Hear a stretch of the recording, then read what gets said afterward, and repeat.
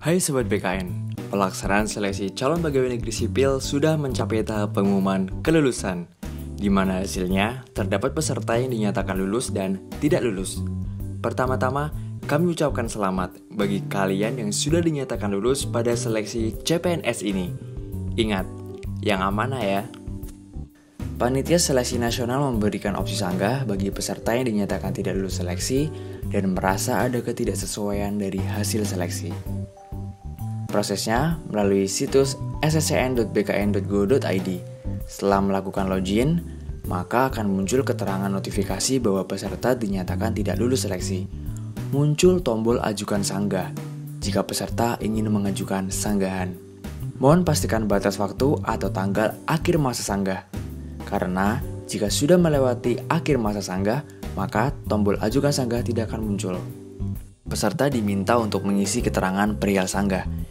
Jika peserta dengan jabatan guru, maka pada perihal sanggah akan muncul pilihan menyanggah nilai cerdik. Namun jika bukan jabatan guru, pilihan tersebut tidak akan muncul. Untuk instansi yang memiliki SKB non-CAT, maka muncul pilihan metode SKB yang digunakan. Pilih yang sesuai, lalu isi keterangan sanggahan pada kolom alasan sanggah. Kemudian peserta diminta untuk mengunggah bukti sanggah dengan format JPEG atau PDF. Pastikan data yang diinputkan sudah sesuai dan peserta dapat mengakhiri proses sanggah.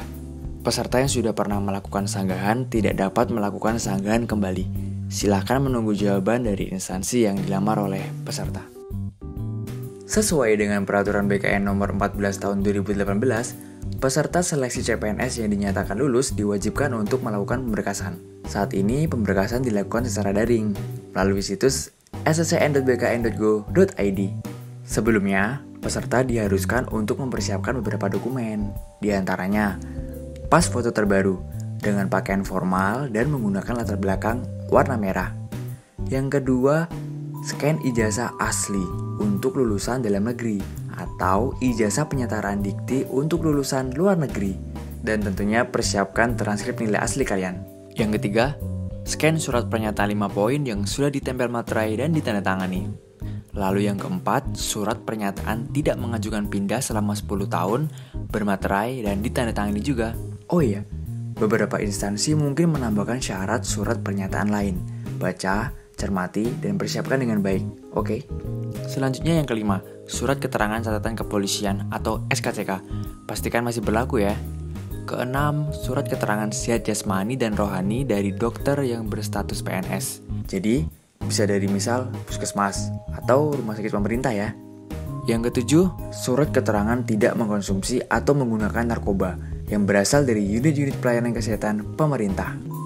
Berikutnya yang kedelapan, bukti pengalaman kerja yang telah dilegalisir oleh pejabat yang berwenang. Ini khusus bagi kalian yang memiliki pengalaman kerja ya. Oke, yang terakhir, daftar riwayat hidup atau DRH yang sudah bermaterai dan ditandatangani. Nah, terus bagaimana membuat DRH-nya? Login melalui situs sscn.bkn.go.id. Setelah login, muncul pilihan apakah peserta ingin melanjutkan mengisi DRH atau mengundurkan diri. Jika peserta memutuskan untuk mengundurkan diri, maka peserta diharuskan untuk mengunggah surat pengunduran diri.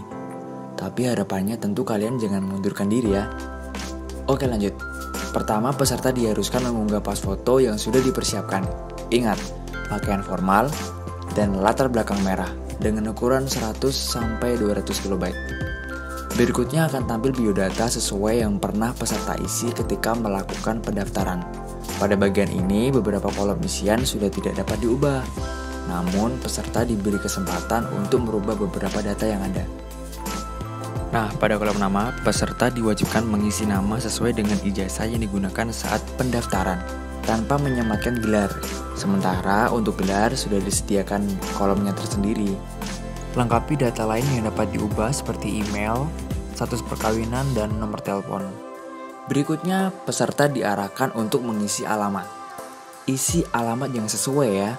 Nah, dalam hal tidak ditemukan nama kelurahan atau desa, kalian bisa pilih lainnya.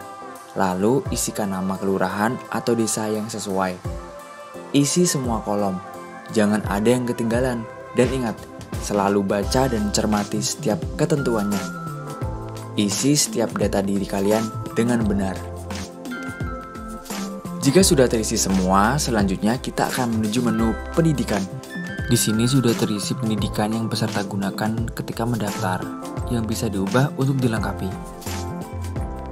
Perlu diketahui, peserta tidak dapat menambahkan tingkat pendidikan yang lebih tinggi dari tingkat pendidikan yang digunakan saat mendaftar CPNS. Selain itu, jika peserta memiliki 2 ijazah dengan tingkat pendidikan yang sama, semisal memiliki ijazah S1 Akuntansi dan S1 Teknik Informatika, sementara yang digunakan mendaftar adalah S1 Akuntansi, maka hanya ijazah S1 Akuntansi tersebut yang bisa ditambahkan. Pastikan data terisi sesuai dengan dokumen ijazah kalian ya. Selanjutnya ada menu kursus atau pelatihan. Peserta dipersilakan mengisi jika pernah mengikuti kursus atau pelatihan.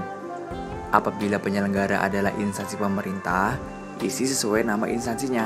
Jika tidak, maka bisa dikosongkan saja. Setelah terisi semua, maka selanjutnya menuju ke menu pekerjaan.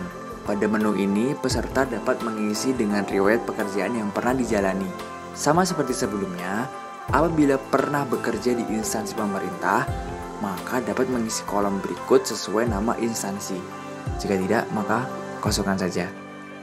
Terdapat menu penghargaan dan prestasi yang bisa diisi apabila peserta memiliki.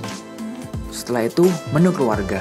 Pada menu ini, jika anggota keluarga merupakan pegawai negeri sipil atau pensiunan pegawai negeri sipil, maka dapat mengisi kolom NIP, yang mana nantinya akan muncul keterangan sesuai dengan database kepegawaian yang ada.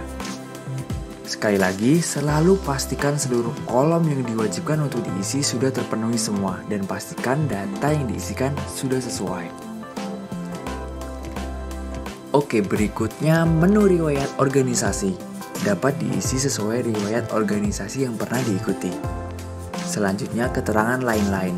Nah, pada bagian ini peserta diharuskan mengisikan data-data nomor surat SKCK, surat keterangan catatan kesehatan dan rohani, dan surat keterangan bebas narkoba. Cermati kolom isian ini agar tidak salah input ya. Setelah selesai mengisi data-data, kemudian pada menu unggah dokumen, peserta diarahkan untuk mengunduh dan mencetak DRH perorangan dan DRH riwayat. Periksa kembali data-data dengan cermat dan teliti. Jika masih ada yang salah atau belum terisi, peserta dapat kembali ke menu di mana terdapat kesalahan isian. Pastikan kembali data sudah benar. Jika sudah, maka peserta siap untuk mencetak dokumen ini. Oh ya, ada hal penting yang jangan sampai terlewat.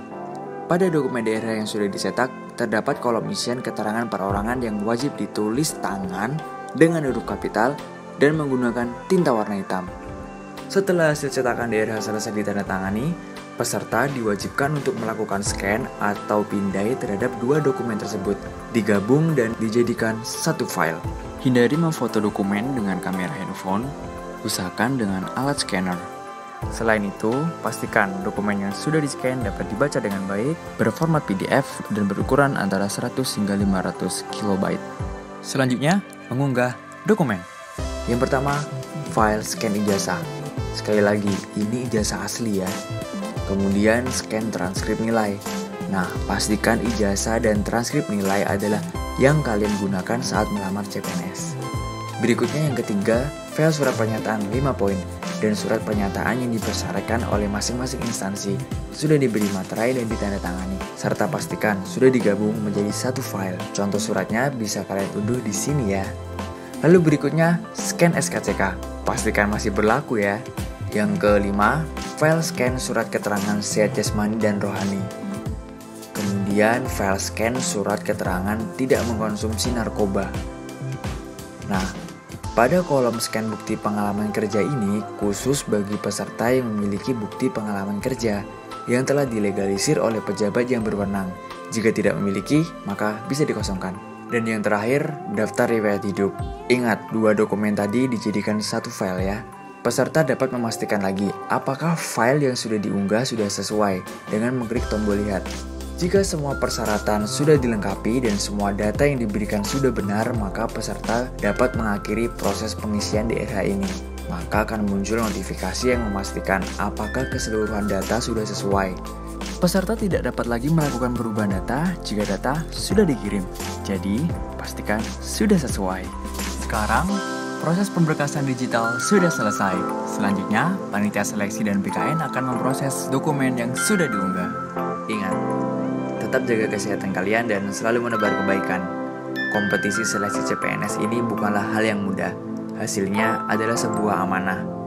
Bagi yang belum berhasil dalam seleksi ini, akan selalu ada banyak cara untuk berkontribusi pada negeri. See you on top, pejuang.